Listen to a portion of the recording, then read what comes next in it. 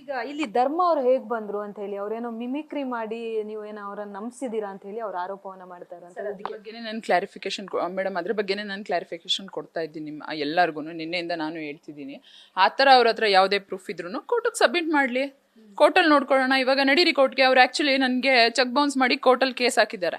So ಅದಕ್ಕೆ ಅದನ್ನ ಹಾಕಿ final notice ಕೂಡ ಕಳಿಸಿದ್ದಾರೆ ನನಗೆ ಲಾಯರ್ ಮುಖಾಂತರ. ನಾನು ಅದಕ್ಕೂ ಕೂಡ ರಿಪ್ಲೈ ಮಾಡಿದ್ದೀನಿ, ಅದೇನಿದೆ ನೋಡ್ಕೊಳ್ಳೋಣ ಕೋರ್ಟಲ್ಲಿ ಅಂತಾನು ಹೇಳಿದ್ದೀನಿ. ಅಷ್ಟಿದ್ಮೇಲೆ ಇವಾಗ ಹೊಸ ಸೃಷ್ಟಿ ಇದನ್ನ ಏನಕ್ಕೆ ಮಾಡಿದ್ದಾರೆ ಅಂತ ನನಗೆ ಗೊತ್ತಿಲ್ಲ ಅಲ್ಲ. ಅವರು ಧರ್ಮ ಅವ್ರು ಬಂದು ಇಂಡಸ್ಟ್ರಿನಲ್ಲಿ ಒಳ್ಳೆ ನೇಮ್ ಇರುವಂಥ ವ್ಯಕ್ತಿ. ಅವ್ರಿಗೂ ನಮಗೂ ಪರಿಚಯ ಅಷ್ಟೇ ಇದ್ದಿದ್ದು. ಇವ್ರ ಪರಿಚಯ ಆದಮೇಲೆ ಆ ವ್ಯಕ್ತಿ ನಮಗೆ ಪರಿಚಯ ಆಗಿದ್ದು. ನನ್ನ ಮನೆಯಲ್ಲೇ ಅವಳಿಗೂ ಕೂಡ ನಾನು ಪರಿಚಯ ಮಾಡಿಕೊಟ್ಟೆ. ಆ ಟೈಮಲ್ಲಿ ಅವ್ರೇನಂತಂದ್ರು, ಈ ಥರ ನನ್ನ ಗೋಲ್ಡ್ ಶೋರೂಮ್ ಇದೆ, ನಂದು ಕೋಆಪರೇಟಿವ್ ಬ್ಯಾಂಕ್ಸ್ ಎಲ್ಲ ಇದೆ ಅಂತ ಅವ್ರಿಗೆ ಪರಿಚಯ ಆದರು ಅವರು. ಆವಾಗ ನಾನು ಹೇಳಿದೆ, ಇವಳು ನನ್ನ ಸಿಸ್ಟರ್ ಥರ, ನನ್ನ ಕ್ಲೋಸ್ ಫ್ರೆಂಡು ಅಂತ ಹೇಳಿ ನಾನು ಪರಿಚಯ ಮಾಡಿಕೊಟ್ಟೆ. ಇಲ್ಲ ನಂದು ಒಬ್ಳದೇ ಅಲ್ಲ ಸರ್ ಶೋರೂಮು, ಇವಳ್ದು ಶೋರೂಮ್ ಅಂತ ಆ ಲೇಡಿನೇ ಹೇಳಿದ್ದಾರೆ. ಸೊ ಹಂಗಂತ ಹೇಳಿದ್ಮೇಲೆ ಅವರು ಇದು ಮಾಡಿದ್ರು. ಒನ್ ಟೈಮ್ ನನಗೆ ಕಾಲ್ ಮಾಡಿ, ಮೇಡಮ್ ಸ್ವಲ್ಪ ನಾನು ಗೋಲ್ಡ್ ತೊಗೋಬೇಕಾಗಿತ್ತು, ತೊಗೊಳ್ಳ ನಿಮ್ಮದು ಶೋರೂಮಲ್ಲಿ ಅಂದರು. ಅಯ್ಯೋ ನಂದಲ್ಲ ಸರ್ ಶೋರೂಮ್, ಅದು ಉಳ್ದೇನೆ. ಆಯಿತು ಹೋಗಿ ತೊಗೊಳ್ಳಿ, ನಾನು ಮಾತಾಡ್ತೀನಿ, ಅವಳಿಗೆ ಸ್ವಲ್ಪ ಕ್ರೆಡಿಟಲ್ಲಿ ಬೇಕಾಗಿತ್ತು ಅಂದರು. ಸರಿ ನಾನು ಮಾತಾಡಿದ್ಮೇಲೆ ಇವ್ರು ಹೋಗಿ 9 ಲ್ಯಾಕ್ ಗೋಲ್ಡು ಅವ್ರ ಧರ್ಮ ಮತ್ತು ಧರ್ಮ ಅವ್ರ ವೈಫು ಇಬ್ಬರು ಹೋಗಿ ತೊಗೊಂಡು ಬಂದಿದ್ದಾರೆ. ಅದಾದಮೇಲೆ ಅವರೊಂದು 5 ಲ್ಯಾಕ್ ನಾನು ಕಳಿಸ್ಕೊಟ್ಟು, ಅದಾದ ಮತ್ತೆ 4 ಲ್ಯಾಕ್ ಸ್ವಲ್ಪ ಪಾರ್ಟ್ ಬೈ ಪಾರ್ಟ್ ಕಳಿಸಿದ್ರು. ಆ ಕಳಿಸ್ಬೇಕಾಗಿದ್ದ ಟೈಮಲ್ಲಿ ಅವ್ರು ಇನ್ನೂ ಅಮೌಂಟ್ ಕಳಿಸ್ದೇ ಇದ್ದಾಗ ನಾನು ಏನು ಮಾಡಿದೆ, ಅವ್ರಿಗೆ ಕಾಲ್ಗೆ ತೊಗೊಂಡೆ.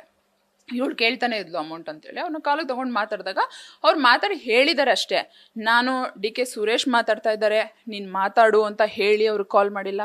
ಅಥವಾ ಡಿ.ಕೆ. ಸುರೇಶೇ ಇವರು ಧರ್ಮ ಅವರು ನಾನು ಡಿ.ಕೆ. ಸುರೇಶ್ ಮಾತಾಡ್ತಾ ಇದ್ದೀನಿ ಇದು ಅಂತನೂ ಅವ್ರೇನು ಹೇಳಿಲ್ಲ. ಇವ್ರಿಗೆ ಅದೆಲ್ಲ ಮಾತಾಡಾದ್ಮೇಲೆ ಕೆಲವು ತಿಂಗಳುಗಳು, ನನ್ನ ಏಪ್ರಿಲ್ ಮೇಲೆಲ್ಲ ಧರ್ಮ ಅವ್ರಿಗೆ ಇವರು ಥ್ರೆಟ್ ಮಾಡಿದ್ದಾರೆ, ಐಶ್ವರ್ಯನ ವಿರುದ್ಧವಾಗಿ ಇದು ಮಾಡು ಅಂತ. ಇದಲ್ಲದೆ ಮತ್ತೆ ಈಗ 1.5 ಮಂತ್ ಬ್ಯಾಕ್ ಕೂಡ ಧರ್ಮವ್ರನ್ನ ಕರೆಸಿ ನೀನು ಐಶ್ವರ್ಯನ ವಿರುದ್ಧ ಕಂಪ್ಲೇಂಟ್ ಕೊಡು ಅಂತ ಎಲ್ಲ ಹೇಳಿ ಥ್ರೆಟ್ ಮಾಡಿದ್ದಾರೆ. ಆ ವ್ಯಕ್ತಿಗೂ ತುಂಬ ಟಾರ್ಚರ್ ಮಾಡಿದ್ದಾರೆ ಇವರು. ನಿಮ್ದೇನಿತ್ತು ಫೈನಾನ್ಷಿಯಲಿ ನೀವು ಬಗೆಹರಿಸ್ಕೊಳ್ಳಿ, ನಾನು ಅದಕ್ಕೆ ಎಂಟ್ರಿ ಆಗಲ್ಲ ಅಂತ ಅವರು ಹೇಳಿದ್ದಾರೆ. ಇಲ್ಲಿ ಆ್ಯಕ್ಚುಲಿ ಅವರು ನನಗೆ ಸಹಾಯ ಮಾಡಿ ಅಂತ ಕೇಳಿದ್ರಲ್ಲ. ಏನು ಪ್ರಾಬ್ಲಮ್ ಅಂದರೆ, ಸ್ವಲ್ಪ ಏನೋ ಕೋಆಪರೇಟಿವ್ ಬ್ಯಾಂಕ್ಸಲ್ಲೂ ಸ್ವಲ್ಪ ಕ್ರೆಡಿಟ್ ಎಲ್ಲ ಸಾಲಗಳಾಗಿದೆ, ನಾನು ಶೋರೂಮ್ ಕೂಡ ಕ್ರೆಡಿಟಲ್ಲಿ ಓಪನ್ ಮಾಡಿದ್ದೀನಿ ಅಂತ ಅವರು ಹೇಳ್ತಾ ಇದ್ರು.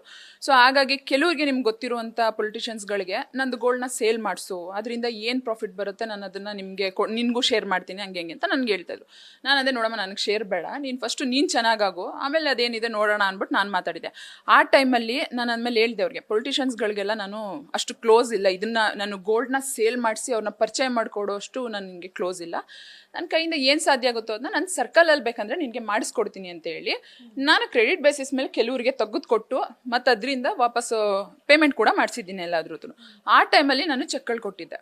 ಸೊ ಇದು ಹೆಂಗೆ ನಡೀತಾ ಇತ್ತು ಅಂತ, ನನ್ನ ಅವಳ ಫ್ರೆಂಡ್ಶಿಪ್ ಎಷ್ಟು ಕ್ಲೋಸ್ ಇದ್ವಿ ಅಂತಂದರೆ, ಅವಳು ನಂದು ರಿಯಲ್ ಸಿಸ್ಟರೇ ಇರಬೇಕು. ನಾನು ಯಾರಿಗೆ ಪರಿಚಯ ಮಾಡಿಸ್ಬೇಕಾದ್ರೂ ಅವಳು ಎಷ್ಟೊಂದು ಸರಿ ಕೇಳಿದ್ದಾಳೆ, ನನ್ನ ಆ ಪೊಲಿಟಿಷಿಯನ್ಸ್, ಈ ಪೊಲಿಟಿಷಿಯನ್ಸ್ ಗೊತ್ತಾ, ಆ ಪೊಲಿಟಿಷಿಯನ್ಸ್ ಗೊತ್ತಾ ಅಂತ ನಾನು ನೇಮ್ ಕೇಳೋದು. ನನಗೆ ಇಲ್ಲ ಅವ್ರಿಗೆ ಗೊತ್ತಿಲ್ಲ, ಅವ್ರನ್ನ ಚೆನ್ನಾಗಿ ಪರಿಚಯ ಮಾಡ್ಕೊ, ಅವ್ರ ಹತ್ರ ಬ್ಲ್ಯಾಕ್ ಮನಿ ಜೋರಾಗಿದೆ, ನೀನು ಅವ್ರನ್ನ ಪರಿಚಯ ಮಾಡ್ಕೊಂಡು ನನಗೆ ಪರಿಚಯ ಮಾಡಿಕೊಡು, ನಾನು ಅವ್ರ ಹತ್ರ ಬಿಸ್ನೆಸ್ ಮಾಡ್ತೀನಿ ಹಂಗೆ ಅಂತ ನನಗೆ ತುಂಬ ಜನದ ಆಫರ್ಗಳು ಕೂಡ ನನಗೆ ಇಟ್ಟಿದ್ದಾರೆ.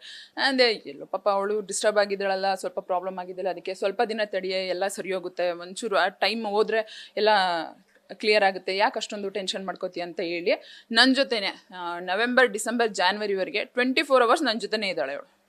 ನನ್ನ ಜೊತೆಗೇನೆ ಬಂದಿರೋದು, ನನ್ನ ಜೊತೆಗೇನೆ ಇರೋದು ಎಲ್ಲ ಇದ್ದು. ಸಡನ್ನಾಗಿ ಅವಳು ಯಾಕೆ ಈ ಥರ ಉಲ್ಟಾದ್ಲು, ಯಾಕೆ ಈ ಥರ ಎಲ್ಲ ಕೆಲಸ ಮಾಡಿದ್ಲು ಇವಾಗ ನಾನು ಅದನ್ನು ಎಷ್ಟೊಂದು ಸರಿ ಅವಳ ಹತ್ರ ಕೇಳಿದ್ದೀನಿ, ನನ್ನ ಜೊತೆ ಚೆನ್ನಾಗಿದ್ದವಳು ನೀನು ಯಾಕೆ ಈ ಥರ ಅದೇ ಅಂತಂದರೆ, ಅದೇ ನೀನೇನೋ ನೀನು ಆ ಥರ ಈ ಥರ ಅಂತ ನನ್ನ ಬಗ್ಗೆ ನೆಗೆಟಿವ್ ಹೇಳಕ್ಕೆ ಶುರು ಮಾಡಿದ್ರು. ಆ್ಯಕ್ಚುಲಿ ಇವಳ ಬಗ್ಗೆ ನೆಗೆಟಿವ್ ಕೇಳಿ ನಾನು ಸ್ವಲ್ಪ ದೂರ ಆಗಕ್ಕೆ ಸ್ಟಾರ್ಟ್ ಮಾಡಿದೆ.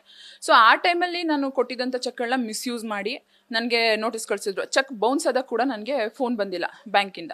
ಯಾಕಂತಂದರೆ ಅಲ್ಲಿ ಬ್ಯಾಂಕ್ವ್ರಿಗೂ ಇವಳು ಏನು ಮಾತಾಡಿದ್ಲೋ ಏನೋ ನನಗೆ ಗೊತ್ತಿಲ್ಲ. ಸೊ ನನಗೆ ಬಂದಿಲ್ಲ, ಬಟ್ ನಮ್ಮ ಮೇಲಲ್ಲಿ ಬಂದಿತ್ತು.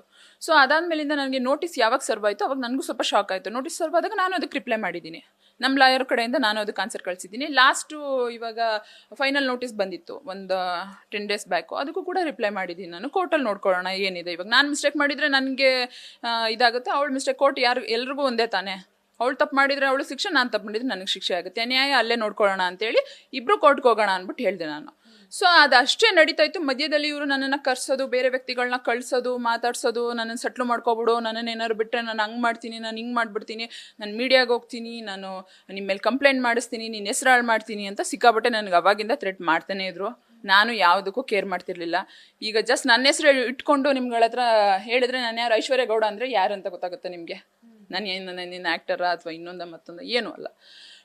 ಸೊ ಯಾರು ಕೇಳಿದ್ರು ಐಶ್ವರ್ಯ ಗೌಡ ಅಂದರೆ ಗೊತ್ತಾಗಲ್ಲ. ಅದು ಪರ್ಪಸ್ಫುಲಿ ಇದನ್ನ ದೊಡ್ಡದು ಮಾಡೋಕ್ಕೋಸ್ಕರ ಕೆಲವು ಗಣ್ಯ ವ್ಯಕ್ತಿಗಳ ಹೆಸರು, ಕೆಲವು ಆ್ಯಕ್ಟರ್ಸ್ಗಳ ಹೆಸರು, ಇದನ್ನೆಲ್ಲ ಮಿಕ್ಸ್ ಮಾಡಿ ಈ ಥರ ತೆಗೆದು ಮುಂದೆ ಹಾಕಿದ್ದಾರೆ ಅಷ್ಟೇ.